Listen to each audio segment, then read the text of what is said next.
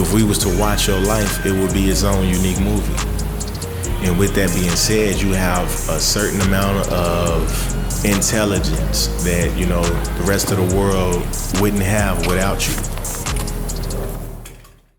So what's up, y'all? This is Big Bro Ty, aka Ty Shy.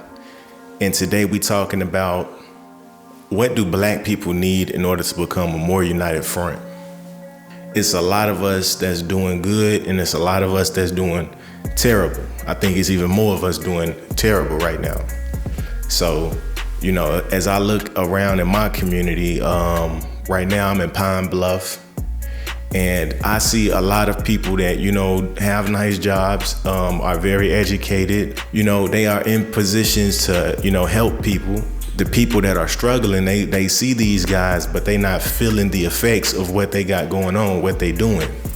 So it's a lot of people that's going to college and they are participating in government. They are getting these jobs that everybody can't get. You have to be college decorated in order to get these jobs. And once they get there and they doing what they need to do to make money to help their family, everybody else is looking like, well, what you doing don't help me. So one thing that me and my wife are doing, cause I've gone to college, but I didn't finish college, but I did go and get my CDL. I got my drone license. I started working with cameras. I've been doing this for a decent amount of time. So I kind of got my practice in and I know what I'm doing, sort of. I can, give the community, whether it's doing good or bad, some spotlight, and put these issues in front of everybody, whether it's social media or whatever. And that way we can see what the problem is or the solution is, and we can move accordingly. So, the good things is like black-owned businesses. If we support these businesses, that would make black wealth rise. A lot of people, they will go everywhere else, but I think we have to be intentional to support each other. And if we don't do that, that's gonna be part of the reason why we can't elevate as a people. So I ain't saying it's gonna help your pockets if you go and help this black person. It will help us as a whole, because we'll be starting a trend, and it's like, okay, well, let's support black businesses, and maybe everybody else will see this trend that we started and start doing that too, maybe, because we do that in our culture, we kind of like the people that lead the culture. So I think we need to make a habit of, shopping with ourselves before we shop with other people. And I'm not saying don't shop with anybody else because of their religion or their race or anything like that. What I'm saying is try to be intentional to, try to, find somebody that got the same kind of business that's black, that's doing a good job and is offering a product that the community needs, or maybe you need, and then, support them instead of going to some big box corporation that won't give you a job. So I think that's something that we can do to help the community. We do have like a way of like paying for services, but at the same time, if you have a good enough product or a good enough service, somebody might even want to just barter with you. And that'll help you too. That'll help you elevate. It might not put a whole lot of money in your pocket or nothing immediately, but if somebody can get your company or your service moving in a way that is more appealing to the consumer, then now you can make more money, or you in a better position to make money. So I think that we need to, see how we can help each other.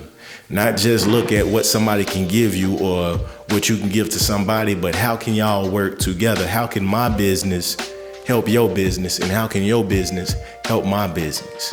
And I think that if we start making these kind of connections and, starting circles accordingly, in a more beneficial way, for both parties mutually, then yeah, we'll be able to elevate as a people.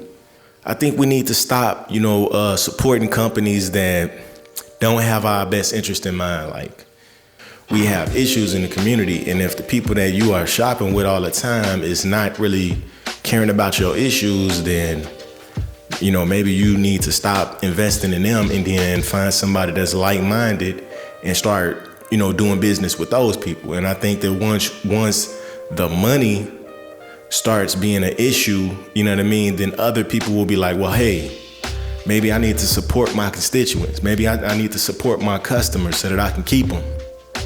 But, that's just what I think. I think that would help us as a people, if we start making our money matter a little bit more than what it's doing right now. People can cuss us out, kick us out, do whatever they want to us, and we still gonna pay them. We still gonna give them our money. For instance, it was a young lady that got hit with some bats, by some people from across seas, you feel me? And, it was a bunch of guys, including me, was out there, trying to protest. And to me, it seemed like, singing to our own doom, our own demise, because what did that really do? The police sitting over here, they didn't lock nobody up.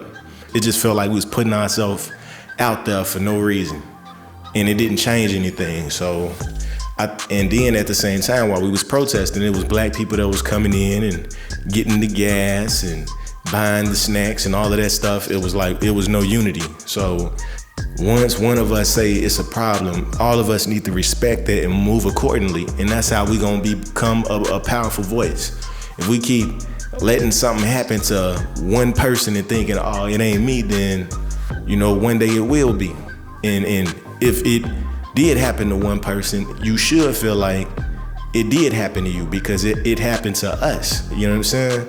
Like, that's what they're doing to us. Every time somebody do something to somebody black and you black, it happened to us. You feel me? That's if you thinking about us, being a more united front in this country, you have to start thinking in a us manner. So, yeah,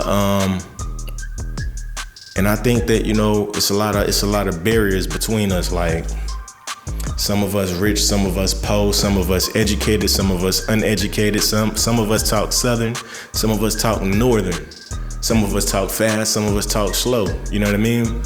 And some of us, stay in trouble, some of us don't stay in trouble.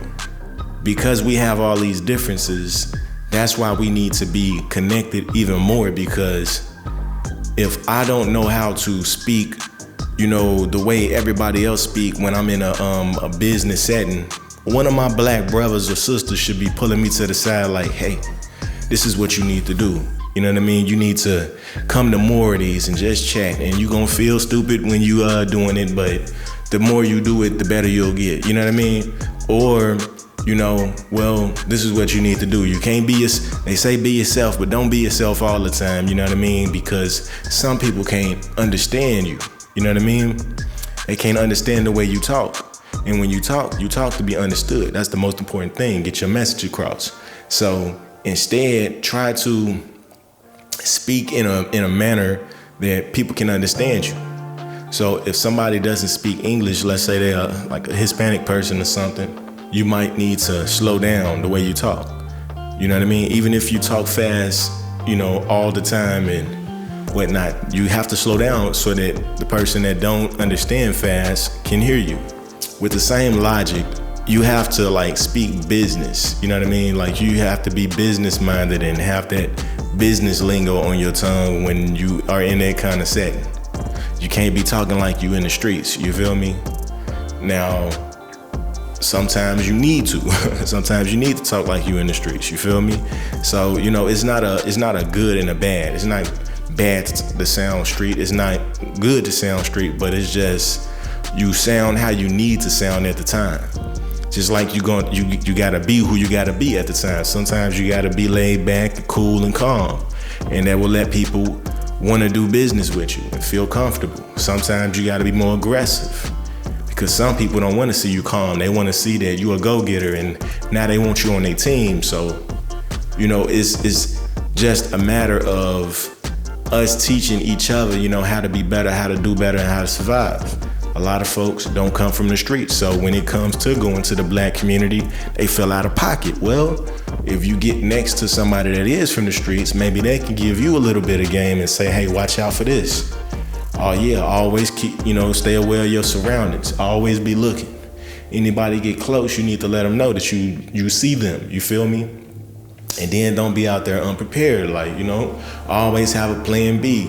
But we have to talk to each other, and we have to feel like it's okay for me to be me, but it's okay for you to be you as well. You feel me? And there's value no matter if I'm rich and you poor. There's still value, because if I'm rich and I'm trying to figure out how can I solve the poor black man problem, or I'm in a position to help, I can't be thinking because I'm rich I know the answer to all of that. Nobody would know more than the person that is actually poor. So once we see the value in each other, we'll be able to unite, and we'll be able to get all of the barriers that's in between us out of the way, and see that we can move unitedly, and we can start solving a lot of these problems together. So yeah, that's what I got for how we can come together and be a more united front. If y'all have some more ideas, because these are just my little ideas, and you know what I mean, I know it's probably 100 more. So let's have that conversation, man. Drop something in the comment section and let me know what you think. Other than that, man, it's been a blessing, man. Big Bro Ty saying thank y'all for watching. Peace.